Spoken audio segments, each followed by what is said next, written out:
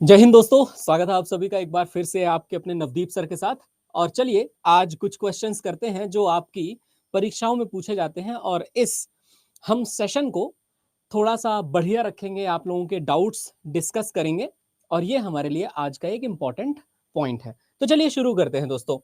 सबसे पहले हमारे सामने एक क्वेश्चन आता है कि कौन से राज्य में अष्टमुडी नाम की झील स्थित है। भारत के जिस राज्य में अष्टमुडी नाम की झील स्थित है उसका नाम है केरला। अच्छा, केरला के बारे में वैसे तो आपको बहुत सारी फैक्ट्स और कहानियां बताता रहता हूं। केरला के टूरिज्म की टैगलाइन है गॉड्स ओन कंट्री। ये जरूर केरला के बारे में याद रखिएगा। केरला टूरिज्म, भगवान का अपना खुद का देश। उसके पीछे भी वजह बता दूं, केरल एक ऐसा प्रदेश है भारत के अंदर जहां आप चाहो तो हिमालय का मजा भी ले सकते हो और गोवा का मजा भी ले सकते हो। केरला के पास अपने बीच भी हैं और केरला के पास अपने हिल स्टेशंस, मुन्नार जैसे हिल स्टेशंस भी हैं। तो ये बहुत खास बात है जो केरला की हम लोगों को है ना जाननी चाहिए। अब देखो दोस्तों, अष्टमुडी झील पर ये बहुत ही खूबसूरत सा मेंशन है और आप लोगों से बस इतना ही दरख्वास्त है कि पैसे खूब कमाइए और खूब पैसे कमाने के बाद ऐसी जगहों पर घूमने जाइए। इन जगहों पर घूमते हुए अपना स्टे बुक कराइए और एंजॉय कीजिए। चलिए खैर आगे बढ़ते हैं। शिपकिला कौन से राज्य का प्रसिद्ध पर्वतीय दर्रा है? तो मैंने हिमाचल प्रदेश के बारे में बात की थी और आपको बताया था कि हिमाचल प्रदेश में अगर आप देखोगे तो शिपकिला दर्रा वो दर्रा है जिसमें से सतलज नदी होकर के गुजरती है हिमाचल प्रदेश और फिर पंजाब के पोर्शन में बहती है। तो ये दोनों ही जो पॉइंट्स हैं, ये दोनों ही पॉइंट्स हमारे लिए बेहद इंपॉर्टेंट हैं एंड इनके बारे में तो हम लोग समझते ही हैं। एक क्वेश्चन है कि वैसे तो जो हमारे वेस्टर्न घाट माउंटेन्स हैं उनकी हम चर्चा करते हैं, लेकिन ऐसा कौन सा दर्रा है या ऐसा कौन सा पास है जो वेस्टर्न घाट पे है ही नहीं? जो वेस्टर्न घाट पे नहीं है उसका नाम है बोमडिला, क्योंकि जो बोमडिला है ये अरुणाचल प्रदेश में है। और अगर कोई दर्रा या कोई भी पास अरुणाचल प्रदेश में है दैट मीन्स वो हिमालय में है। तो अरुणाचल प्रदेश में जो हिमालय का हिस्सा है वो हिमालय, और हिमालय का जो पूर्व का हिस्सा है उसे पूर्वांचल कहते हैं। जो ईस्ट हिस्सा है उसे क्या कहा जाता है? उसे पूर्वांचल कहा जाता है। तो ये पॉइंट जरूर याद रखिएगा। चलो फिर आगे बढ़ते हैं। देन एक पॉइंट हमारे पास आता है जिस पॉइंट को आप लोगों ने समझना है। जेलेपला दर्रा कहां पर स्थित है? और देखो, दो पॉइंट जो आपको समझने हैं वो ये है कि जेलेपला और नाथुला, ये दोनों के दोनों दर्रे स्थित हैं सिक्किम में। यानी जो सिक्किम का हिमालय वाला हिस्सा है वहां पर जेलेपला और नाथुला दर्रे हैं। अच्छा देखो, लास्ट शब्द जो लिखा हुआ है ना, इस लास्ट शब्द पर एक बात जरूर आपको याद रखनी है कि जितनी भी हिमालयी भाषाएं होती हैं, जितनी भी हिमालयन लैंग्वेजेस हैं, उन सभी हिमालयन लैंग्वेजेस में, हिमालयी भाषाओं में ला का मतलब होता है दर्रा, और दर्रा मतलब पास। मैंने आपको बताया था ना कि दो पहाड़ों के बीच में गहरी संकरी जगह को हम दर्रा कहते हैं या उसको पास कहते हैं। तो वो पास हमारे लिए इंपॉर्टेंट पॉइंट बनता है।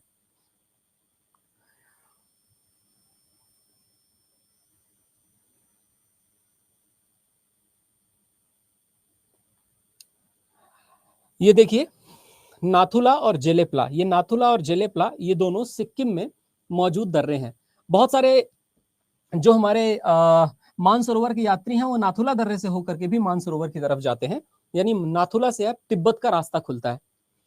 वैसे आप में से अगर कोई आर्मी पर्सनल है या कोई एक्स सर्विस पर्सनल है तो वो ये बात जानता होगा कि इस पूरे बॉर्डर वाले एरिया पर,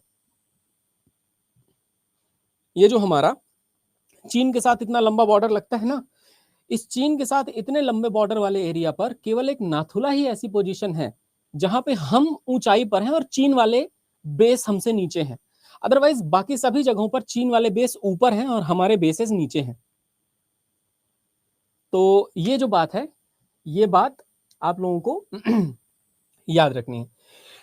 बारालाचा ला, ये कौन से हिमालय पर्वतमाला के बीच स्थित है? तो जब बारालाचा ला के बारे में क्वेश्चन आएगा तो आपको बताना पड़ेगा कि बारालाचाला, क्वेश्चन पूछा जा रहा है कि located in which amongst the following Himalayan ranges, तो ये जंस्कर में है। जंस्कर का वह हिस्सा जो हिमाचल में है, वहीं पर बारालाचाला दर्रा है, हिमाचल प्रदेश का नॉर्थ हिस्सा, हिमाचल प्रदेश के नॉर्थ पार्ट में ये बारालाचाला नाम का दर्रा मौजूद है। ठीक है, आप लोग अपने डाउट्स पूछते रहिए, जिस रेलेवेंट डाउट्स पूछिए तो मैं रेलेवेंट डाउट्स उठा दूंगा। क्लियर हुआ? चलो फिर, वायनाड या केरल का प्रवेश द्वार कौन सा है? मैंने आपको ये बताया है जब मैं पढ़ा रहा था कि थेमरासेरी दर्रा वायनाड केरल का प्रवेश द्वार है। अच्छा, वायनाड से एक बहुत ही फेमस यूथ पॉलिटिशियन सांसद हुआ करते थे पहले, और वायनाड को कहा जाता है, जैसे केरल को कहते हैं ना गॉड्स ओन कंट्री, वैसे ही वायनाड को कहा जाता है गॉड्स ओन डिस्ट्रिक्ट, भगवान का अपना खुद जिला। अब पता नहीं भगवान का अपना खुद का जिला इसे कहते क्यों है, पर है ये बहुत खूबसूरत।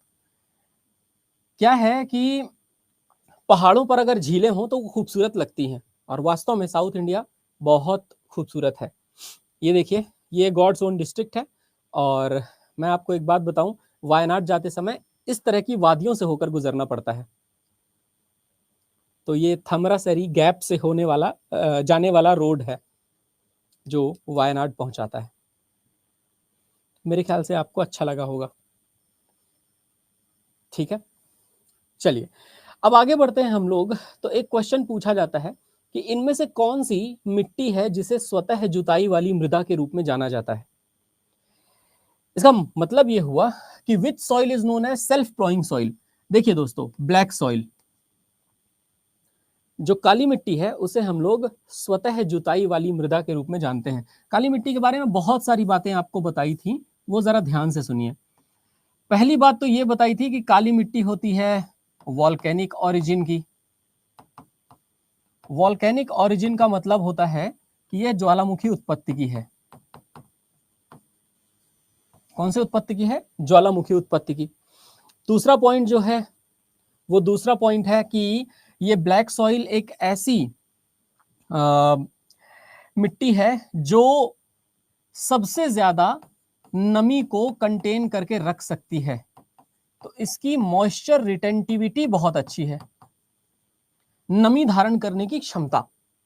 तो यहां हिंदी में भी आप याद कर सकते हो, नमी धारण करने की क्षमता बेहद शानदार है या बहुत अच्छी क्षमता है।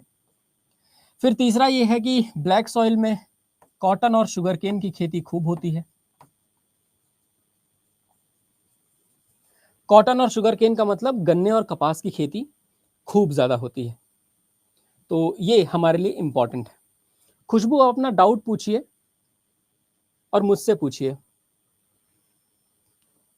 आपस में बात करने वाले सभी को मैं आज रिमूव करता चलूंगा, आप लोग पूछिए। बिल्कुल महाराष्ट्र में ज्यादा पाई जाती है रवीना, और महाराष्ट्र में ज्यादा पाए जाने के पीछे कारण भी है कि महाराष्ट्र का पूरा जो दक्षिण का पठार है वो बना ही वॉल्केनो फटने की वजह से, इसलिए महाराष्ट्र में ज्यादा ये मिट्टी पाई जाती है। गुजरात के सौराष्ट्र क्षेत्र में भी ये ज्यादा मिट्टी पाई जाती है, ये भी मैंने आपको पढ़ाया था। ठीक है, चलिए आगे बढ़ें। एक पोर्शन है, और वो पोर्शन ये है कि ऐसा नहीं है कि काली मिट्टी केवल और केवल इन्हीं पोर्शन में पाई जाती है। अगर आप देखो तो ये एक नक्शा है भारत का, और वैसे भी एक्सप्लेनेशन देते समय मैंने सॉइल पढ़ाते समय आपको बताया था, कुछ हिस्सा तेलंगाना का, कुछ हिस्सा छत्तीसगढ़ का निचला, कुछ हिस्सा आंध्र प्रदेश का, महाराष्ट्र का, मध्य प्रदेश के मैक्सिमम हिस्से में काली मिट्टी है, गुजरात के सौराष्ट्र हिस्से में काली मिट्टी है। तो ये हिस्से हैं, और ऐसा नहीं है। फिर दोमट मिट्टी होती है, काली और लाल का मिक्सचर। तो ऐसा भी हो सकता है काली मिट्टी और लाल मिट्टी दोनों का मिक्सचर हो, तो वो दोमट मिट्टी कहलाती है। दोमट का मतलब दो मिट्टियां, दो मठ, डुअल नेचर में। ठीक है, खुशबू जी, अड्डा ऐप को आप सबसे पहले अपडेट कीजिए। अगर प्रॉब्लम आ रही है तो अनइंस्टॉल करके री इंस्टॉल करके फिर से लॉगिन कर लीजिए, होने लग जाएगा।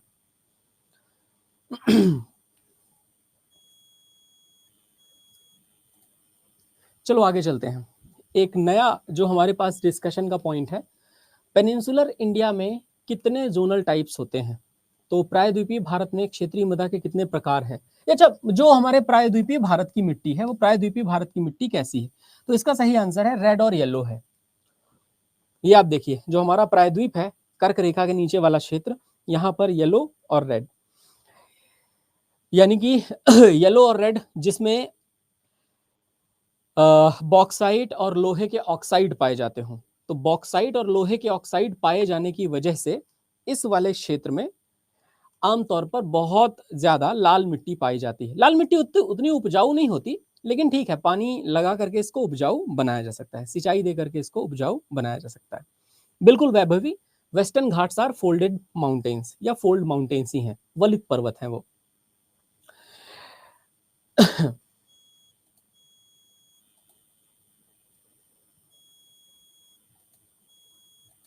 भारत के केवल 18% हिस्से में लाल मिट्टी पाई जाती है। भारत के लगभग 42% हिस्से में एलुवियल सॉइल पाई जाती है। जिसने भी सॉइल सिस्टम की क्लास नहीं करी है या सॉइल इन इंडिया की क्लास नहीं करी है, कृपया रिकॉर्डेड में जाकर के कर लें, ताकि आपको आइडिया लग जाए। ये सारे क्वेश्चन केवल प्रैक्टिस के करवा रहा हूं मैं, तो प्लीज वो वाली क्लास जरूर कीजिएगा। आगे चलते हैं दोस्तों। तो यहाँ पर सॉइल फॉर्म्ड बाय लीचिंग और ऑक्सीडेशन, तो लीचिंग और ऑक्सीडेशन की वजह से लैटराइट मिट्टी का निर्माण होता है। आप लोग कमेंट में केवल अपने क्वेश्चंस लिखिए, आंसर्स ABCD मत लिखिए।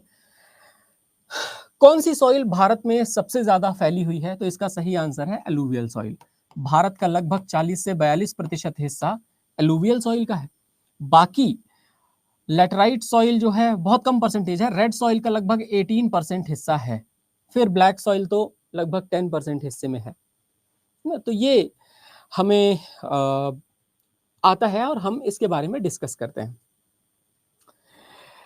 देखो, मेरी क्लासेस ये अंतिम है आपके बैच में, इसके बाद मेरी क्लासेस नहीं होंगी। फिर मंडे से जो क्लासेस शुरू होंगी वह एक नए बैच की क्लासेस होंगी, और उसमें आप लोग यदि चाहें तो आ सकते हैं, यदि आपके अकाउंट में वो क्लासेस एडेड हैं तो। भारत में सबसे ज्यादा दाल कौन से स्टेट में होती है? इस समय पर तो राजस्थान है नंबर 1 पर दाल के उत्पादन के मामले में, लेकिन इसके पहले मध्य प्रदेश हुआ करता था दाल के उत्पादन के नंबर 1। तो करंट अफेयर्स की चीजें होती हैं, कौन सा किसके उत्पादन में आगे है। मैंने जब फार्मिंग टॉपिक पढ़ाया था तो मैंने कहा था कि पिछले 1 साल का करंट अफेयर्स इस मामले में देख लीजिएगा कि किस चीज के उत्पादन में कौन सा राज्य अग्रणी है। हो सकता है कि पहले मध्य प्रदेश में दाल का उत्पादन ज्यादा होता रहा हो, फिर राजस्थान में दाल का उत्पादन ज्यादा होने लग गया हो, इसमें कोई बड़ी बात नहीं, लेकिन ये करंट अफेयर्स की बातें हैं। ज्योग्राफी में अपडेट होता रहता है, कोई भी राज्य आगे आ सकता है, कोई भी राज्य पीछे जा सकता है।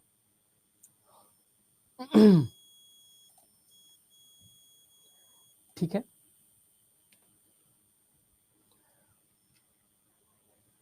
टाइम सेम रहने वाला है, और टाइम सेम रहने में शाम को 5 बजे से नया बैच शुरू हो जाएगा। ये बैच पूरा होकर शाम 5 बजे फिर से नया बैच। सिमिलरिटी क्या है फॉरेस्ट सॉइल और डेजर्ट सॉइल में? तो फॉरेस्ट सॉइल और डेजर्ट सॉइल में सिमिलरिटी ये है कि इनमें दोनों में रॉक्स और न्यूट्रिएंट्स होते हैं। वैसे ऑनेस्टली बताऊं इसके, हाँ, तो रॉक्स और न्यूट्रिएंट्स होने का मतलब कि इसमें छोटे छोटे पत्थर, और छोटे छोटे पत्थरों के साथ साथ, जैसे ये आपको गुलाबी रंग से दिख रही है और ये आपको कत्थे रंग से दिख रही है ना, तो गुलाबी और कत्थे रंग वाली ये जो जगहें हैं, यहाँ पर सिलिका की मात्रा खूब पाई जाती है। और दो और पता है, रेगिस्तान की मिट्टी में अगर पानी मिल जाए या रेगिस्तान की मिट्टी में बारिश खूब हो जाए तो वो सबसे ज्यादा उपजाऊ मिट्टी बनेगी। पर दिक्कत ये है ना कि बारिश नहीं हो रही, इसीलिए तो रेगिस्तान है। अगर बारिश हो रही होती तो वो रेगिस्तान क्यों होता? तो ये भी एक खास बात होती है।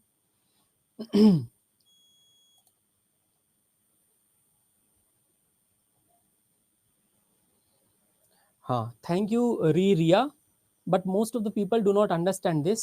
They keep asking some rubbish doubts, and sometimes it is intolerable from my side also.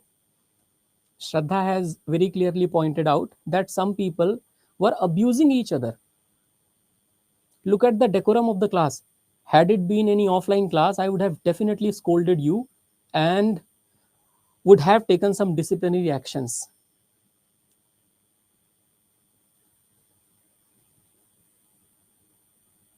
worst thing to happen. So thank you so much. चलो आगे बढ़े। तो दोस्तों एक बड़ा बढ़िया सा प्रश्न आता है हमारे सामने कि मैंगनीज की इनमें से कौन सी और नहीं है, या मैंगनीज इनमें से किस अयस्क में से नहीं निकाला जाता। तो जानते हो इनमें से कौन सा जो जो अच्छा, not the ore of manganese, pyrolusite होनी चाहिए। नहीं नहीं नहीं, एक सेकंड, हाँ मेलाकाइट होनी चाहिए। मेलाकाइट है, मेलाकाइट में से मैंगनीज नहीं निकाला जाता। आगे बढ़ते हैं। इनमें से कौन सा मिनरल है जो मध्य प्रदेश में खूब पाया जाता है, और जो मध्य प्रदेश में खूब पाया जाता है वो है बेसिकली बॉक्साइट। बॉक्साइट के मामले में मध्य प्रदेश आगे है। जैसे लोहे के मामले में ओडिशा आगे है, वैसे ही बॉक्साइट के मामले में मध्य प्रदेश आगे है। तो बॉक्साइट से एल्यूमिनियम मिलता है हमें, ये तो आप जानते हैं। इनमें से कौन सा क्षेत्र ऐसा है जो पेट्रोलियम मिनरल्स का उत्पादन नहीं करता। तो जो नर्मदा नदी का डेल्टा है वहां से पेट्रोलियम नहीं निकलता, बाकी सभी जगहों से, दिग्बोई से, बॉम्बे हाई से, और जो कृष्णा नदी का डेल्टा है उसमें से निकलता है। ठीक है, आप में से जो भी महापैक के हिस्से हैं, वो महापैक के हिस्से वाले स्टूडेंट्स क्लासेस को कर सकते हैं मंडे से। जो नया बैच स्टार्ट होने वाला है 13 मई से, वो शाम 5 बजे क्लासेस होंगी। जो महापैक के स्टूडेंट हैं जिन्होंने नया बैच परचेज किया हुआ है, सबको वो क्लास मिल जाएगी।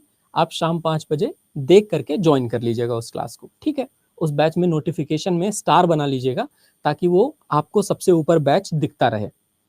मैंने पहले ही बताया है, एसएससी के लिए, रेलवे के लिए, जितने भी आप एग्जाम की तैयारी करते हो, उन सभी एग्जाम के लिए वो बहुत महत्वपूर्ण क्लास है। और मैं कोशिश करूंगा कि जिस तरह से इस क्लास में जो बातें हैं वो लास्ट में हुई थी, वैसे ही वहां पर भी हो। कमेंट ऑफ रहेंगे उस क्लास में। कमेंट इसलिए ऑफ रखूंगा क्योंकि जरूरी है कमेंट ऑफ रखना, है ना। तो अगर आपको पढ़ाई करनी ही है तो आपको कुछ नए टॉपिक भी पढ़ने पड़ेंगे। और जो हमारे स्टूडेंट्स थोड़ा सा और ज़्यादा प्रीमियम क्लासेस चाहते हैं, वहाँ पर डेफिनेटली आपको मिलेंगी। सुमित मिस्त्री, the right man on the wrong place.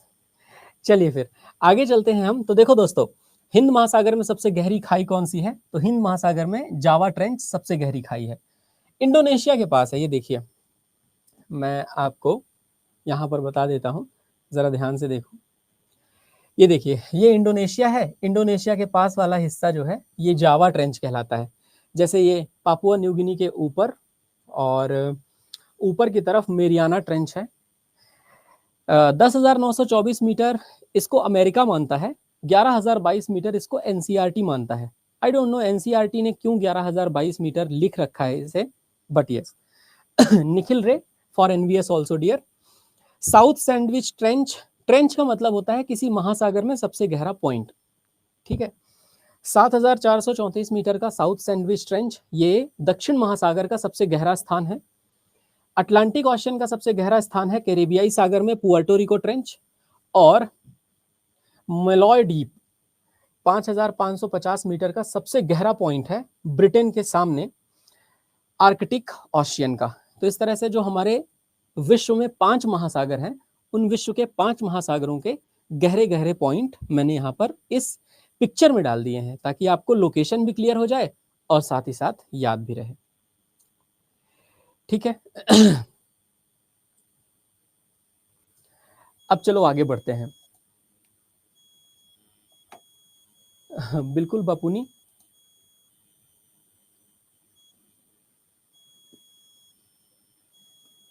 सबको मिलेंगी खुशबू, सभी लोगों को वो क्लासेस मिल जाएंगी।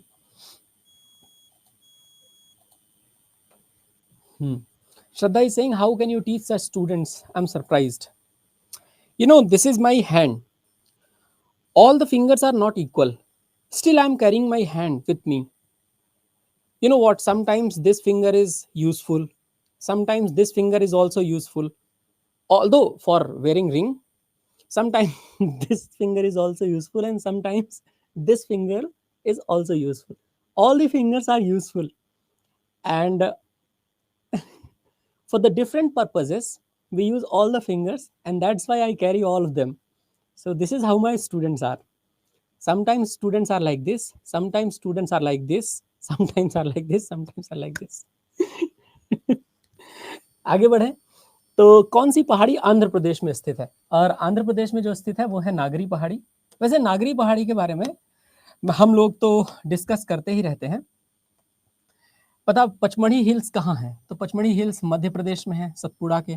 कैमूर हिल्स भी एमपी में ही है, कटनी में। अच्छा, कैमूर हिल्स एक बिहार में भी है, तो एमपी में भी है और एमपी के साथ साथ बिहार में भी है।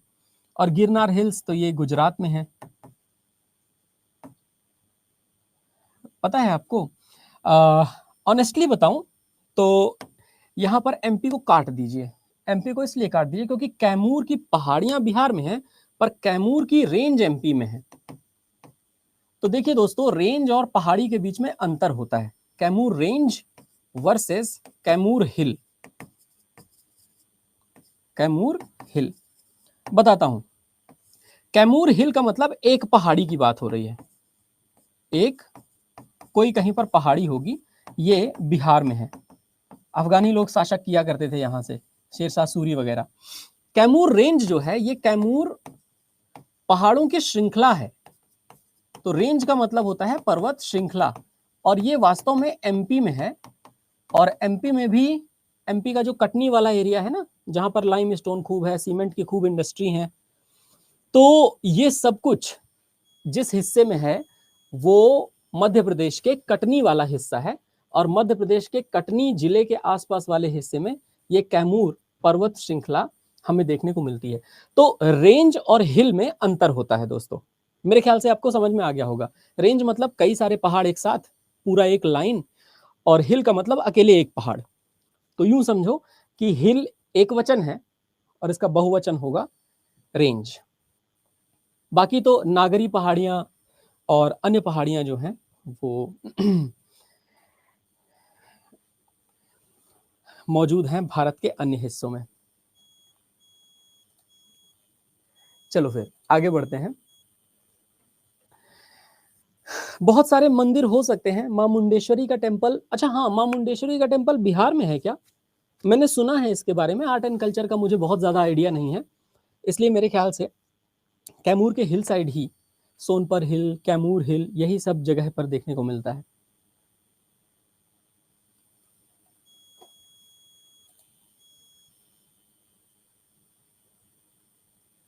ठीक है, होगा।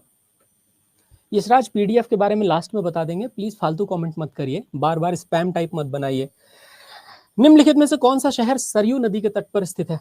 शायद ये मैं आपको पहले भी बता चुका हूं कि सरयू के तट पर स्थित है अयोध्या, क्योंकि अहमदाबाद जो है वो साबरमती के तट पर स्थित है। आप में से कौन बता सकता है कि जयपुर कौन सी नदी के तट पर है? हैदराबाद तो मूसी नदी के तट पर है। मूसी जाकर के मिल जाती है कृष्णा में, तो कृष्णा की सहायक नदी है। आंसर मत लिखिए, केवल ये बताइए कि इसका सही आंसर क्या है। साबरमती के किनारे पर अहमदाबाद, अयोध्या सरयू के किनारे पर, जयपुर कौन सी नदी के किनारे पर है? एनीबडी? एक स्टूडेंट है संदीप कुमार, कह रहे हैं आपकी स्माइल बहुत अच्छी है। अगर लड़का होके आपको एक लड़के की स्माइल अच्छी लग रही है ना, तो बाबू कुछ गड़बड़ है। मैं इंटरेस्टेड तो नहीं हूं। अब आगे चलते यहाँ पे जयपुर जो है ना दोस्तों, जयपुर के बारे में बता देता हूं आपको। जयपुर जो है, जयपुर बाणगंगा नदी के किनारे पर है। आप लोग याद रखिएगा, बाणगंगा। जयपुर का पुराना नाम हुआ करता था विराटनगर। अगर आप लोगों ने कभी विराटनगर का सुना हो, ये मेरे ख्याल से महाजनपद काल में विराटनगर नाम हुआ करता था जयपुर का। ठीक है, चलो फिर आगे चलें। आगे चल करके हम लोग, यहां पर मैंने रख दिए हैं बहुत सारे नाम शहरों के, और इन शहरों के नाम रख करके मैंने नदियों के नाम भी यहां पर रख दिए हैं। तो क्या पता कल को एग्जाम में उठाया जाए, तो आप याद रखिएगा। शुक्र ग्रह के कितने प्राकृतिक उपग्रह हैं? एक्चुअली शुक्र ग्रह का कोई प्राकृतिक उपग्रह नहीं है। तो देखिए, अगर हम सौर मंडल की चर्चा करें, जो कि कई बार हमारे स्टूडेंट्स हमसे पूछ रहे थे, तो सौर मंडल में कुछ कुछ फैक्ट्स हैं जो याद रखिएगा, परीक्षा में पूछे जाते हैं। सबसे पहले सबसे बड़ा ग्रह है बृहस्पति। सबसे बड़े ग्रह का नाम है बृहस्पति। बृहस्पति का मतलब है जुपिटर। फिर जुपिटर के बाद दूसरा सबसे बड़ा ग्रह है जिसका नाम है शनि। शनि का नाम है सैटर्न। फिर तीसरा सबसे बड़ा ग्रह है यूरेनस। यूरेनस को कहते हैं अरुण, तो ये यूरेनस हो गया। चौथा सबसे बड़ा ग्रह है जिसका नाम है वरुण। वरुण का मतलब नेपच्यून। और पांचवा सबसे बड़ा ग्रह है पृथ्वी, हमारी पृथ्वी यानी कि अर्थ। छठा जो सबसे बड़ा ग्रह है ना वो है वीनस यानी कि शुक्र। और सातवां जो सबसे बड़ा ग्रह है वो है मंगल। मंगल का मतलब है मार्स। और आठवां जो सबसे बड़ा ग्रह है वो है बुध। तो दोस्तों बुध का नाम है मरकरी। ठीक है। चलो, संदीप मजाक कर रहा था डियर, तुम मेरे बहुत प्रिय हो, बिल्कुल टेंशन मत लेना। ये जो लोग कुछ भी लिखते रहे तुम्हारे बारे में, तुमको पढ़ाई करनी है दोस्त। ठीक है, क्लास में बने रहना, पढ़ाई करते रहना, और जिस दिन सिलेक्ट होगे मैं सबसे कहता हूं तुम मुझे मिठाई खिलाओगे, मैं कहता हूं मैं तुम्हें मिठाई खिलाऊंगा, और बढ़िया स्माइल के साथ, पक्का। ठीक है संदीप, तो टेंशन नहीं लेना है। तो बृहस्पति के कितने नेचुरल सैटेलाइट्स हैं? तो नेचुरल सैटेलाइट्स हैं बृहस्पति के टोटल 91। सैटर्न के हैं टोटल 146, यानी प्राकृतिक उपग्रहों की बात कर रहा हूं। यूरेनस के हैं 27, नेपच्यून के हैं टोटल 14, पृथ्वी का है एक ही है नेचुरल सैटेलाइट, मार्स के हैं 2, वीनस का एक भी नहीं 0, और मरकरी का भी एक भी नहीं 0। तो बुध और शुक्र इन दोनों के पास एक भी अपना चंद्रमा नहीं है। इनका चंद्रमा मतलब इनका नेचुरल सैटेलाइट, जैसे हमारा नेचुरल सैटेलाइट या हमारा जो प्राकृतिक उपग्रह है, हमारा प्राकृतिक उपग्रह चंद्रमा है, वैसे ही इनके प्राकृतिक उपग्रहों की बात कर रहा हूं मैं। यहां पर क्लियर हो गया। अब इसके बाद देखो शुक्र ग्रह को और क्या कहते हैं? शुक्र ग्रह को कहते हैं भोर का तारा, संध्या का तारा, इवनिंग स्टार भी कहते हैं, मॉर्निंग स्टार भी कहते हैं। ठीक है। दूसरा, ये बताइए हॉटेस्ट प्लैनेट कौन सा है? तो हॉटेस्ट प्लैनेट भी यही है और ब्राइटेस्ट प्लैनेट भी यही है। सबसे चमकीला ग्रह भी यही है और सबसे ज्यादा गर्म ग्रह भी यही है। हॉटेस्ट प्लैनेट भी, ब्राइटेस्ट प्लैनेट भी, सबसे चमकीला, सबसे गर्म। अच्छा, सबसे गर्म होने के पीछे कारण है इसके वायुमंडल में 95% से ज्यादा कार्बन डाइऑक्साइड का होना। जब भी किसी जगह पर सूरज की धूप पड़ती है और बाद में वो परावर्तित होकर के वायुमंडल में वापस जाती है, कार्बन डाइऑक्साइड उस सूरज की धूप को अवशोषित कर लेती है। ये ग्रीन हाउस प्रभाव कहलाता है, जिससे आसपास का तापमान बढ़ता है। ग्रीन हाउस प्रभाव के बारे में आप जानते हो। पेड़ पौधों को अगर बर्फीले क्षेत्रों में जिंदा रखना है, तो बर्फीले क्षेत्रों में जिंदा रखने के लिए हम पेड़ पौधों को ढक देते हैं कांच से, ताकि जब भी सूर्य का विकिरण कांच के अंदर जाए और उसके बाद धरती पे पड़ने के बाद पुनः परावर्तित हो, तो वो कांच से बाहर ना जा पाए, जिस वजह से कांच के अंदर गर्मी बढ़ जाती है। और जब कांच के अंदर गर्मी बढ़ती है तो पेड़ पौधों को जीवित रहने में सहायता मिलती है। याद रखिएगा। तो 4 पॉइंट यहां से हुए। ठीक है। शुक्र ग्रह के, ये भी याद रखिएगा, शुक्र ग्रह में H2SO4 के बादल होते हैं, यानी कि सल्फ्यूरिक एसिड के बादल कहां देखने को मिलते हैं? शुक्र ग्रह में, क्लाउड्स ऑफ H2SO4। शुक्र ग्रह के बारे में एक बात और बता दूं, सारे के सारे ग्रह पश्चिम से पूर्व की ओर घूमते हैं ऐसे। ये अकेला है जो पूर्व से पश्चिम की ओर घूमता है, अकेला नहीं है, इसके साथ एक और है इसका दोस्त, यूरेनस। तो शुक्र और अरुण, शुक्र व अरुण, याद रखिएगा, पूर्व से पश्चिम यानी कि क्लॉकवाइज, घड़ी की सुई की दिशा में पूर्व से पश्चिम घूर्णन करते हैं। यह पॉइंट याद रखना है। तो Venus and Uranus rotate clockwise, east to west, rotate clockwise east to west. ठीक है, ये याद रखिएगा। चलिए, रिंकी इनकी ऑलरेडी थ्योरी क्लास हो चुकी है डियर। इस बैच में 13 तारीख से नया बैच शुरू हो रहा है, यानी मंडे से शाम को 5 बजे। मंडे से शाम को 5 बजे शुरू होने वाले बैच में आप लोग इनरोल कर सकते हो और आपको वहां से बहुत सारी चीजें जानने को मिलेंगी। वो एकदम नया फ्रेश बैच होगा। आगे चलते हैं। प्लैनेट के नेम अलग अलग लोगों ने दिए हैं। जिन भी लोगों ने अंतरिक्ष को पढ़ा, जिन भी लोगों ने अंतरिक्ष को समझा, उन लोगों ने नाम दिए। वैसे शुक्र का नाम, शुक्र जो है ये हमारे खगोल शास्त्रियों ने दिया हुआ था, और इसको वीनस नाम ग्रीक लोगों ने दिया हुआ है। मतलब जो वेस्टर्न खगोल शास्त्री हैं, वेस्टर्न खगोल शास्त्रियों ने दिया हुआ है। ठीक है, चलिए फिर ये तो मैंने शुक्र ग्रह के बारे में आपको बताया। अरे आपको पता है, अगर मैं आपसे कहूं ये हमारा सोलर सिस्टम है, तो इस हमारे सोलर सिस्टम में पहले नंबर पर आता है बुध, दूसरे नंबर पे शुक्र, तीसरे नंबर पे पृथ्वी, चौथे पे मंगल, पांचवें पे जुपिटर यानी कि बृहस्पति, छठे पर आता है शनि, सातवें पर यूरेनस, आठवें पे नेपच्यून यानी कि अरुण और वरुण। लेकिन प्लूटो पहले हमारे सौरमंडल का हिस्सा था, बाद में प्लूटो को सौरमंडल से हटा दिया गया 2006 में। अगस्त 2006 में हमने देखा कि एक तो प्लूटो सभी ग्रहों की तरह सूर्य के चारों तरफ चक्कर नहीं लगाता, दूसरा प्लूटो का साइज छोटा है, और तीसरा प्लूटो के घूर्णन की तरह, या जो उसका घूर्णन तरीका है, घूर्णन तरीके के अलावा उसका जो परिक्रमण तरीका है, जो उसका रिवोल्यूशन स्टाइल है, वो कंप्लीटली डिफरेंट है। इसीलिए प्लूटो को हम लोगों ने प्लैनेट की कैटेगरी से बाहर कर दिया। तो प्लूटो को हमने 2006 में रिमूव कर दिया था, क्योंकि उसके लक्षण ठीक नहीं थे। एक बॉडी होती है दोस्तों विश्व में जिसका नाम है अंतरराष्ट्रीय खगोलीय संघ, IAU कहते हैं उसको, इंटरनेशनल एस्ट्रोनॉमिकल यूनियन। अंतरराष्ट्रीय खगोलीय संघ ने 2006 में इस बात का फैसला लिया था कि हम लोग प्लूटो को प्लैनेट की कैटेगरी में नहीं रखेंगे, हम उसे ग्रहों की कैटेगरी से ही हटा देंगे। ऐसा हुआ था।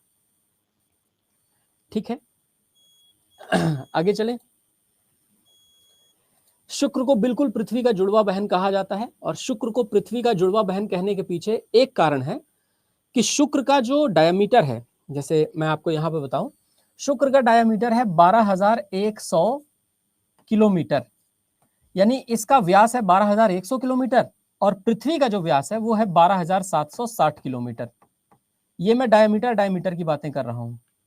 व्यास का मतलब जानते हो ना, ऐसी जीवा जो केंद्र से होकर के गुजरती है, तो इसे व्यास कहते हैं। ये है सेंटर।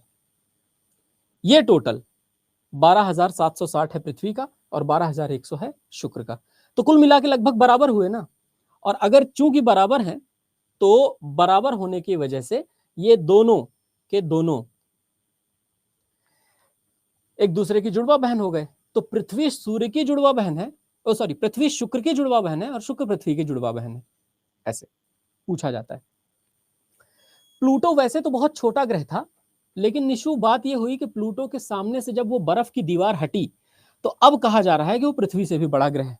अब समझ में नहीं आ रहा कि वास्तव में प्लूटो इतना बड़ा है, उसे फिर से शामिल किया जाए या ना किया जाए। चलिए अब आगे चलते हैं। एक क्वेश्चन है, और वो क्वेश्चन हमारे लिए यहां पर इंपॉर्टेंट है कि इनमें कौन सी उत्तरी अमेरिका की ट्राइब है, और इसका सही आंसर है इनुइट। इनुइट पाई जाती है नॉर्थ अमेरिका में, और यहां पर एक फोटो मैंने रखी हुई है इनुइट नॉर्थ अमेरिका की। ऐसे अगर आपको जनजातियों के बारे में देखना हो ना, तो जनजातियों के बारे में मैं बता देता हूं, वो आप लोग समझिएगा और जानिएगा।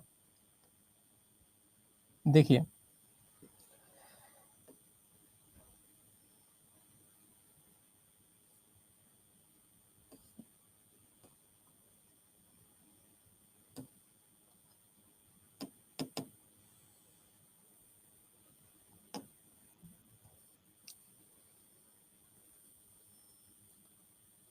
ये देखो, ये अलग अलग तरह की जनजातियां हैं, और ये अलग अलग तरह की जनजातियां अलग अलग जगह पर पाई जाती हैं। इनमें से सबसे पहली जनजाति, ऐसे होते हैं ये लोग, ये वास्तव में अपनी जगह पर अपने तरीके से निवास करने वाले लोग हैं। इनको इनके रहन सहन में किसी भी तरह की दखलंदाजी नहीं चाहिए। अगर किसी ने दखलंदाजी की तो समझ लीजिए कि उसका विनाश निश्चित है। ये लड़ जाएंगे, कट जाएंगे, मर जाएंगे, लेकिन कभी भी अपनी परंपराओं में किसी दूसरे व्यक्ति को घुसने नहीं देंगे। इसका एक बहुत बड़ा एग्जाम्पल है, 2018-19 के आसपास की बात है। एक बार अमेरिका से एक व्यक्ति ईसाई धर्म के प्रचार प्रसार के लिए भारत आया और बिना किसी को बताए भारत में वह अंडमान निकोबार द्वीप समूह पहुंचा और वो कुछ ऐसे द्वीपों में चला गया जहां पर सेंटिनल जनजातियां रहती हैं और उन द्वीपों में जाने की भारत के भी किसी व्यक्ति को इजाजत नहीं है। स्वाभाविक है, इजाजत क्यों मिलेगी अगर कोई व्यक्ति किसी जगह पर निवास करता है जो ये चाहता है कि हमें कोई बाहर से आकर के ना मिल जाए। उसमें एक अमेरिकी व्यक्ति पहुंच गया। एक तो सेंटिनल जनजातियों का रंग दूसरा और उस अमेरिकी व्यक्ति का रंग दूसरा, फिर भाषा दूसरी, रहन सहन दूसरा, खान पान दूसरा। तो ऐसा लगा उन सेंटिनल जनजाति को कि जैसे ये कोई व्यक्ति है जो हमारी पवित्रता छीनने के लिए आया है, हमारी सैंक्टिटी को हमसे अलग करने आया है। बस सेंटिनल जनजाति ने उन्हें उल्टा टांग दिया। और जब अमेरिकी नागरिक की हत्या भारत के अंडमान और निकोबार द्वीप समूह में हो गई, तो उस समय पर मेरे ख्याल से विदेश मंत्री सुषमा स्वराज जी हुआ करती थी और minister of state VK Singh ji हुआ करते थे। तो चूंकि विदेश मंत्रालय का मामला है और उसमें भी जो विदेश राज्य मंत्री वीके सिंह जी हैं, वीके सिंह जी को अमेरिका ने सवाल पूछा था कि हमारे एक नागरिक की हत्या आपके टेरिटरी में हुई है, बताइए इस पर आपका क्या कहना है। तो वीके सिंह जी ने कहा हम खुद ही वहां नहीं जाते जहां आपका नागरिक गया था और जरूरत भी नहीं थी वहां जाने की, क्यों गया? गया तो मारा गया। ठीक है, तो ये एक खास बात है। चलिए, तो ये जनजातियां हैं, ये जनजातियां अपने हिसाब से रहती हैं, पता नहीं इनका क्या रहन सहन, क्या पहनावा, कैसे ये लोग रहते हैं। पर एनस नाम की जनजाति है, एनस नाम की जनजाति पाई जाती है जापान में। अच्छा, ये जनजातियां हैं लेकिन जापान का माहौल गर्म नहीं है।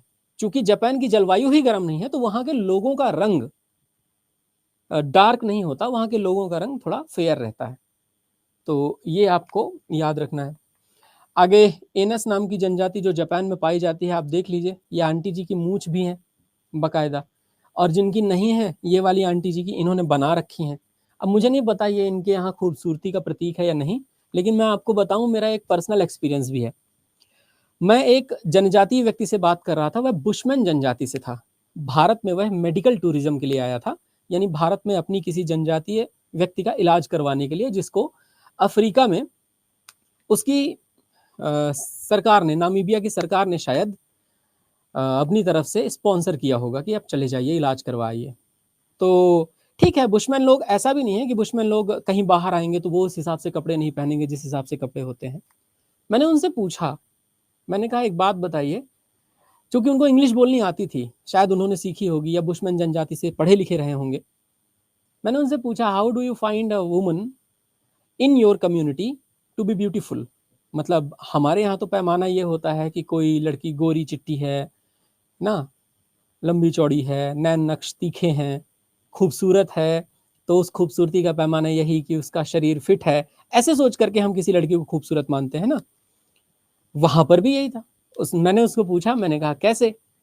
कहता है, perfect body is always the priority. उसने तो बकायदे अफ्रीकन एक्सेंट में, perfect body is always the priority, but I want to tell you my friend, the bigger the lips the more the beautiful woman is. तो मैंने कहा अच्छा, जिसके lips बड़े होते हैं वो ज्यादा खूबसूरत महिला मानी जाती है जनजातियों में, सीरियसली। तो मैंने उससे ऐसा सीखा और मैंने एक एक ये मेरा एक पर्सनल एक्सपीरियंस था, मजा आया होगा आपको सुनने में। बेडोइन नाम की एक जनजाति है जो सहारा और मध्य पूर्व में पाई जाती है। ये लोग ऊंटों पर निवास करते हैं। ज्योग्राफी का ही ये कारण है कि अन्य जगहों पर रहने वाले जो लोग होते हैं वो अलग अलग जगहों में, है ना, मतलब अलग अलग जगहों पर रहने वाले लोग अलग अलग पहनावे को पहनते। जैसे अरब में रहने वाले लोग अगर लाइट कलर के कपड़े, पूरे शरीर को ढकने वाले कपड़े नहीं पहनेंगे तो सूर्य की धूप उन पर पड़ेगी, बेचारे पिघल जाएंगे, कॉटन का कपड़ा उनको पहनना ही पड़ेगा। ऊंटों पर रहते हैं ये, ऊंट जिस लेवल पे चलते हैं उसी लेवल पे इनकी भी स्पीड होती है। अब ऊंट दौड़ ना रहा हो, पैदल चल रहा हो, तो उतनी स्पीड में चलेगा जितनी स्पीड में आप चलेंगे लगभग, ना। तो ये एक बात है।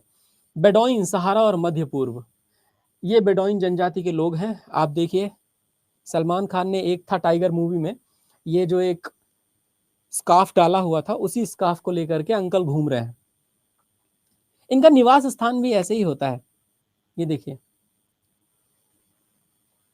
पता है आपको, ये जो रेत के घर बनते हैं ना, ये चट्टाने जो हैं, एक तो ये वो चट्टाने हैं, इनको कहा जाता है सेडिमेंट रॉक्स, इनको अवसादी शैलें कहते हैं।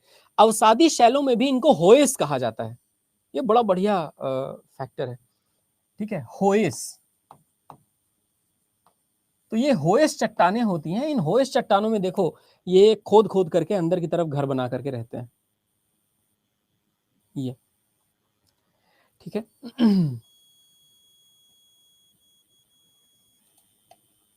अंकित कुमार कह रहे हैं सहारा तो राजस्थान के पास है। सहारा नहीं, वो थार है जो राजस्थान में है। अभी ऐसे आप कहोगे सहारा राजस्थान के पास है, कल को कहने लगोगे जम्मू कश्मीर के बगल में जापान है, फिर कहने लगोगे मध्य प्रदेश के बीच में ही तो चाइना है, कहने लगो कि पाकिस्तान तो कुछ नहीं, बस राजस्थान का एक जिला है। तो ये सब तो गड़बड़ हो जाएगा। देखिए, ट्राइब को आदिवासी इसलिए नहीं कहते क्योंकि जब आप किसी को आदिवासी कहते हैं, इसका मतलब आप खुद ही सोचिए। सबसे पहले आदिवासी मतलब आदिम, आदिम का मतलब होता है पुराना। ये तो वही बात हो गई कि आप किसी को आदिवासी कह रहे हैं, इसका मतलब आप उसे मुख्य धारा से पिछड़ा हुआ बता रहे हैं। किसी भी व्यक्ति को मुख्य धारा से पिछड़ा हुआ बताने का क्या लॉजिक हो सकता है? रैदर आदिवासी शब्द की जगह अगर हम इन्हें जनजाति कहें तो ये जनजाति ठीक है, क्योंकि ये जनों की एक विशेष जाति है। तो जनजाति शब्द हमारे लिए ज्यादा ठीक कहलाएगा। हम किसी को आदिवासी ना ही कहें तो बेहतर है। क्यों हम किसी को आदिवासी कहें? मेरा ये सजेशन है, बाकी आप लोगों को मानना है तो नहीं, वरना आदिवासी तो शब्द है ही, तो ये हम जानते ही हैं। होमोसेपियंस ट्राइब नहीं थे। होमोसेपियंस जो थे वो इवोल्यूशन का, होमोसेपियंस हम हैं, वी आर होमोसेपियंस। जब मैं हिस्ट्री पढ़ाता हूं तो हिस्ट्री पढ़ाते समय हमेशा एक बहुत अच्छा रेफरेंस देता हूं दोस्तों, कि जब इंसानों का विकास होना शुरू हुआ तो इंसानों के विकास के समय पर अलग अलग तरह के, देखो, अलग अलग तरह के शारीरिक संरचना के लोग आए। मान लीजिए कि मैं आपको एक छोटी सी जानकारी देता हूं।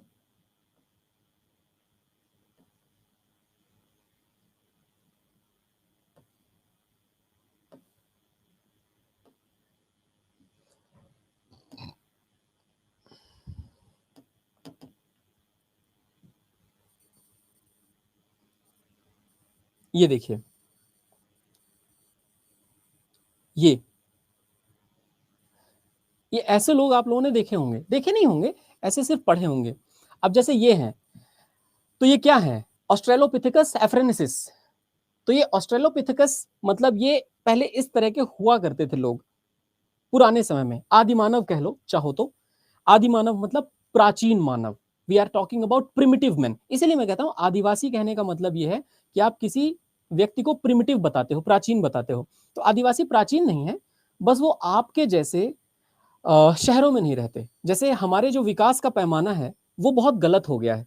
गलत इसलिए क्योंकि किसी भी बड़े शहर की मल्टीनेशनल कंपनी में नौकरी करते हुए एक कार खरीद लेने को, लोन पर एक घर खरीद लेने को, किसी एक बहुत बड़ी सी मल्टी में 2 BHK का फ्लैट खरीद लेने को अगर हम विकास मानते हैं, तो शायद आपको यह भी कंपेयर करके देखना चाहिए कि गांव में रहने वाले लोग जिनके पास 50-50 एकड़ जमीन है, वो उस पर खेती करते हैं और इस पृथ्वी पर 50 एकड़ जमीन के स्वामी भी हैं इस भारत देश में, जो कि मैक्सिमम लोगों के पास नहीं है। तो ये जो हमारी विकास करने का क्रम है, ये हमारे विकास करने का क्रम अलग हो गया है। बस हम विकास किसी और चीज को मानते हैं, जबकि विकास किसी भी व्यक्ति के लिए अपने दृष्टिकोण से अलग हो सकता है। तो ऑस्ट्रेलोपिथेकस के बाद फिर ये होमो हैबिलिस बने, होमो इरेक्टस बने, और फिर उसके बाद निएंडरथैलेंसिस, और उसके बाद होमो सैपियंस। और आजकल क्या है? तो आजकल मैं आपको बताऊं, आजकल हम लोग होमो सैपियंस से भी आगे बढ़ गए हैं। और होमो सैपियंस से आगे क्या बढ़ गए हैं? होमो सैपियंस से आगे बढ़ करके हम लोग हो गए हैं होमोपेटियंस। पेट निकल आया अब हम लोगों का, इतने बढ़िया 6 पैक एप्स वाले अब हम नहीं रहे, अब ऐसे हो गए हैं होमोपेटियंस। पंजाबी पंजाब पुलिस। चलिए खैर, इन मजाक की बातों से थोड़ा हम आगे आते हैं यहां पर।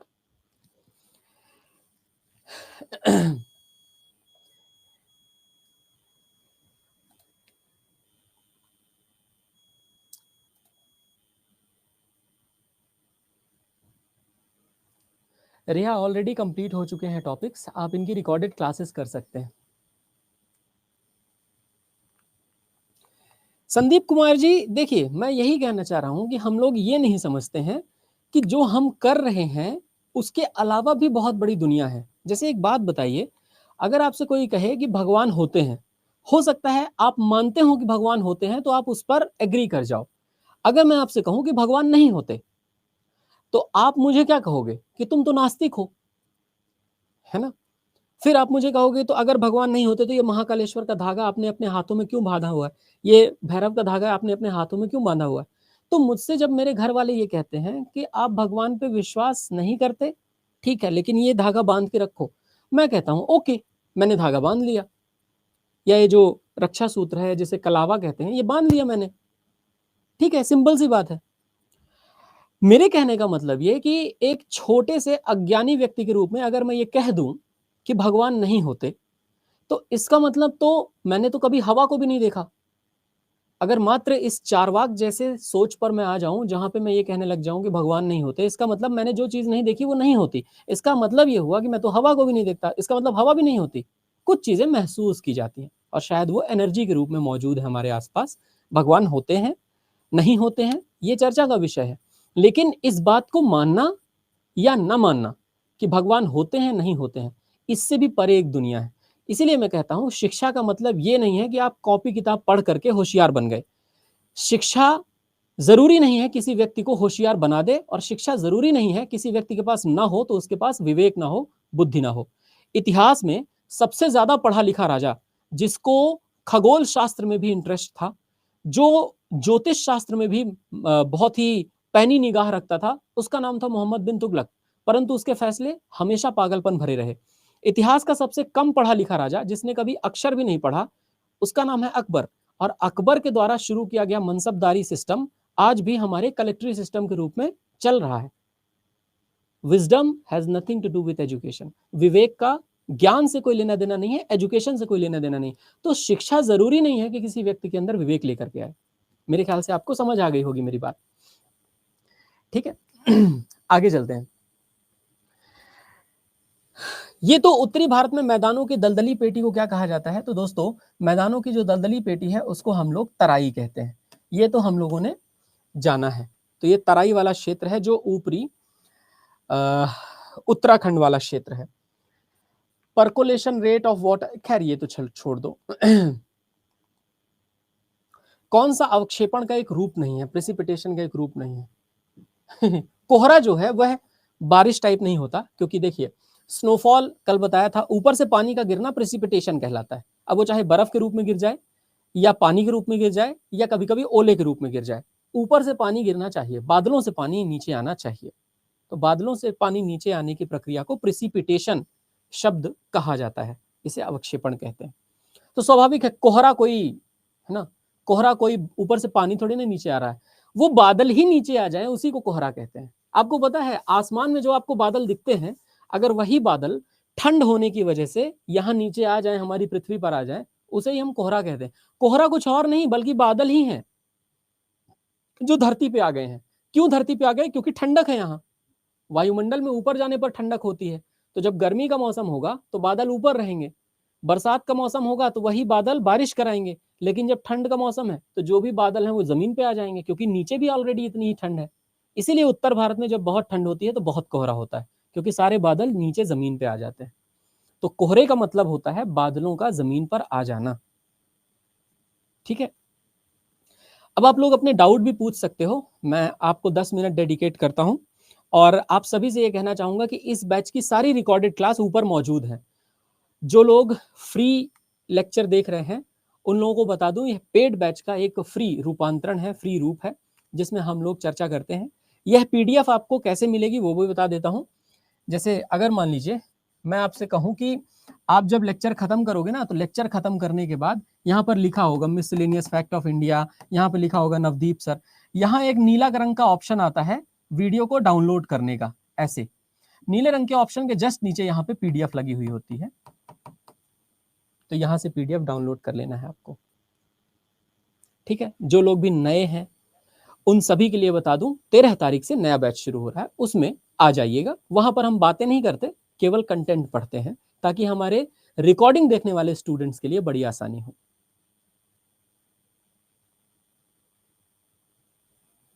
बताइए जल्दी से, और क्या डाउट है आपके?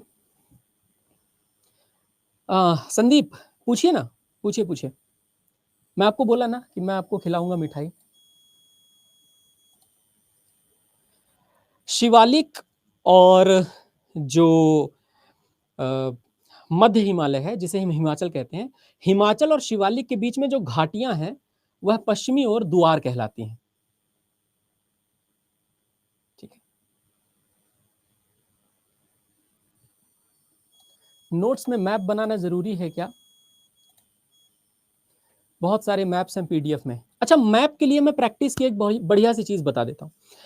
आप मार्केट में जाइए, वो ब्लैंक मैप आते हैं, तो आप 10 भारत के नक्शे खरीद लीजिए, ₹1 का एक मिलता है वो ब्लैंक नक्शा। वो A4 साइज के पेपर में आता है ना, नवनीत का आता है या फिर किसी और कंपनी का आता होगा, वो आप खरीद लाओ, ₹2 का एक मिलेगा ज्यादा से ज्यादा। तो आप 10 भारत के नक्शे खरीद लो और 10 विश्व के नक्शे खरीद लो। अब विश्व के नक्शे में जहां जहां मैंने आपको हवाओं के बारे में बताया, जहां जहां जल धाराओं के बारे में बताया, जहां जहां मैंने आपको मरुस्थल के बारे में बताया, घास के मैदानों के बारे में बताया, आप अपने मैप पर खुद ही से ड्रॉ करो और लिखो कि इस जगह पर ये है। आपकी प्रैक्टिस हो जाएगी, है ना। एटलस से मत पढ़ना, एटलस से इसलिए मत पढ़ो बिकॉज एटलस भी एक किताब है और किताब आपको बोर कर देती है। तरीका थोड़ा अच्छा अपनाइए।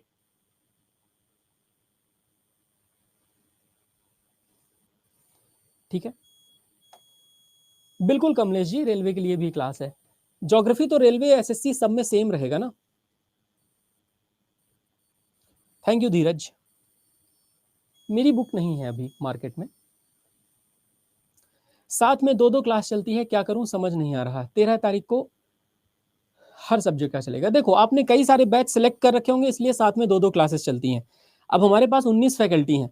अगर एक क्लास एक टाइम पे चले तो रात को 3 बजे भी एक फैकल्टी को क्लास लेनी पड़ेगी, रात को 2 बजे भी एक फैकल्टी को क्लास लेनी पड़ेगी। तो कोई ना कोई किसी न किसी बैच में कोई ना कोई दूसरा सब्जेक्ट हमारे पैरेलल पढ़ा ही रहा होगा। अब आपको एक बैच से क्लास करनी है तो केवल एक बैच सिलेक्ट करो और उस बैच के अंदर की सारी क्लासेस करो।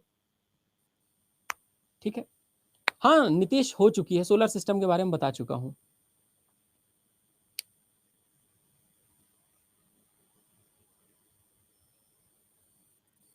दीपक कटारे कह रहे हैं कि आप चले जाएंगे, बहुत बुरा लग रहा है, आपने बहुत अच्छा पढ़ाया। अरे मैं मकबरा नहीं हुआ हूं अभी तक, मैं जिंदा रहूंगा। रोज सुबह SSC अड्डा 24/7 यूट्यूब चैनल पर आपको 9 बजे मिलता हूं। आजकल तो हिस्ट्री पढ़ा रहा हूं। पढ़िए। शैलेश भाई, मुझे गुजरात का आइडिया नहीं है डियर। ठीक है, तो आप SSC अड्डा 24/7 यूट्यूब चैनल पर रोज सुबह 9 बजे मुझसे मिल सकते हैं, डिस्कस कर सकते हैं। मेरी कोई हिस्ट्री की क्लास नहीं होती, मैं यूट्यूब पे हिस्ट्री पढ़ाता हूं, पेड में नहीं पढ़ाता।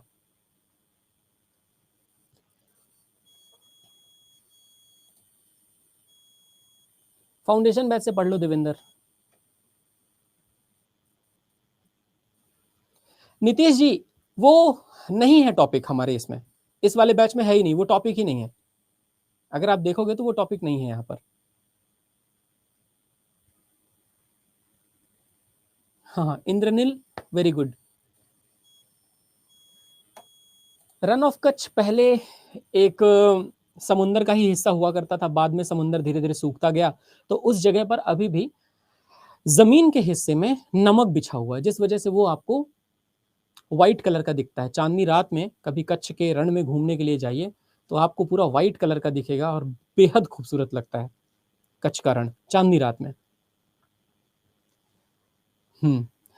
Kamala Radhika, I would suggest you to join that 13th May of batch that is available for all the batches, and do join that batch right at 5। कितनी बार बोल चुका हूं, 13 मई का बैच ज्वाइन कर लो, शाम को 5 बजे शुरू हो रहा, मंडे से क्लास शुरू हो रही, सबको मिलेगा। त्रस्त कर लिया यार, 10वीं या 11वीं बार बता रहा हूं यही चीज। सर फोड़ लूं मैं अपना कहीं। How many times do I need to tell this?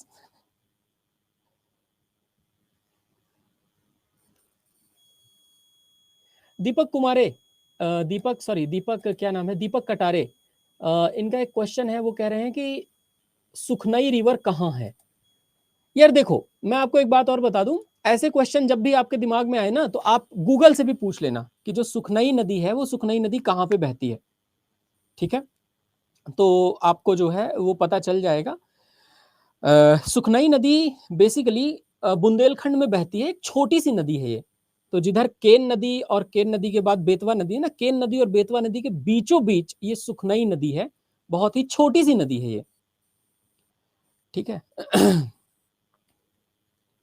मतलब कहते हैं कि वहाँ का जो आसपास का हिस्सा है, वहाँ के आसपास के हिस्से में तो जमी हुई है। मुझे एग्जैक्टली वो जगह का नाम नहीं पता, झांसी के पास ही है वो जगह, उत्तर प्रदेश और मध्य प्रदेश के बीच में आती है वो। जब मैं ओरछा जाता था तो ओरछा के बीच में पड़ती थी वो जगह।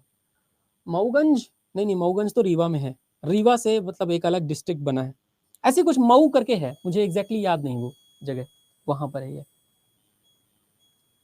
काजल चौधरी, नहीं, आप कर लीजिएगा मंडे वाली class.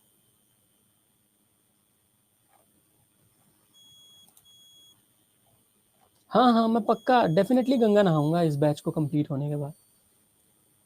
I enrolled for CGL tier 1 and tier 2, that's why I am asking it. You said this is not enough, you'll upload few more classes. I am suggesting you that for CGL tier 1 and tier 2, I will be conducting another session, which is going to start from 13th of May at 5 p.m., 13th of May at 5 p.m., 13th of May at 5 p.m., 13th of May at 5 p.m., 13th of May at 5 p.m. Everyone present in this batch, 13th of May at 5 p.m., 13th of May at 5 p.m. 13 मई को शाम 5 बजे से नया batch शुरू हो रहा है, उसमें भी पढ़ाऊंगा मैं।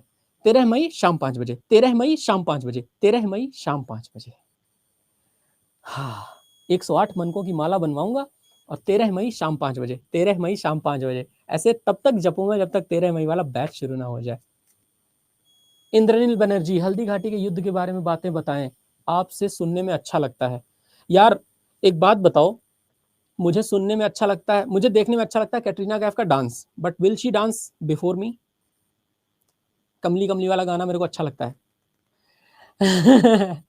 आई जस्ट वॉन्ट टू से वन थिंग, याद रखिएगा कि हल्दी घाटी के बैटल के बारे में मैंने कल ही पढ़ाया था, कल महाराणा प्रताप की जयंती थी, तो मैंने यूट्यूब पर एक क्लास ली है, कल मैंने बताया भी था कि उस यूट्यूब वाली क्लास को करिएगा। आप लोग मुझे फॉलो नहीं करते हो ना, दैट्स वाई आप लोगों को कुछ नहीं पता मेरे बारे में। आप लोग मेरे हिस्ट्री के सेशन को एक बार देखो, जाओ गूगल पर सर्च करो, कल वाला लेक्चर सर्च करो, मुझे फॉलो करते ही नहीं हो, कहां से? एक फैकल्टी होता है जिस फैकल्टी को आपने फॉलो करना होता है कि हाँ यार ये फैकल्टी कहाँ पे क्लासेस ले रहा है, इस फैकल्टी को हम फॉलो करेंगे। You don't even do that. जब आप ऐसा नहीं करोगे तो आपको कहां से मिलेगा? आप जाकर के गूगल पे सर्च कर दो, सीधे यहाँ पे लिख दो, जाओ गूगल पे, ऐसे लिखो नवदीप सर, गूगल पे लिखो नवदीप सर ऑन महाराणा प्रताप, ठीक है? नवदीप सर ऑन महाराणा प्रताप, आप देखो, ये देखिए, ये एक तो महाराणा प्रताप जयंती पर विशेष संपूर्ण जीवन परिचय ऐसे यूट्यूब पे ओपन होके आ गया। मुझे तो फॉलो करते नहीं हो आप लोग, कहां से हो पाएगा सब कुछ? ये देखो 6000 व्यूज हुए हैं इस पे, आप इस ऐड को स्किप करो। एक तो ये यहाँ पे है, अच्छा ये पुराना वाला लेक्चर है बेसिकली, ये 16 मिनट का है, कल मैंने जो लिया है वो 48 मिनट का लेक्चर है, that is on Maharana Pratap, देख लो आप, है ना? मैं हिस्ट्री क्लासेस पेड में नहीं पढ़ाता, सिर्फ यूट्यूब पर। पेड में हमारे आशुतोष सर पढ़ाते हैं, ये जो आपको दिख रहे हैं ना, ये जो खूबसूरत से व्यक्तित्व मेरे बगल में खड़े हुए, ये पढ़ाते हैं आपको पेड में, ठीक है? मैं हिस्ट्री में कोई कोई सेशंस कभी कभार ले लेता हूँ,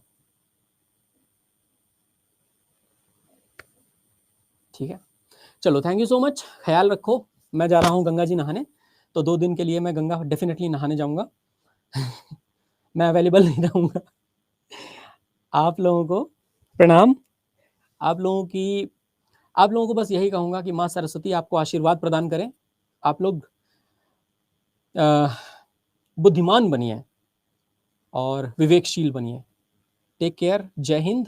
फिर मुलाकात होगी कभी किसी बैच में, या तो फिर डेली इस SSC Adda 24/7 यूट्यूब चैनल पर सुबह 9 बजे मैं मिलता ही हूँ।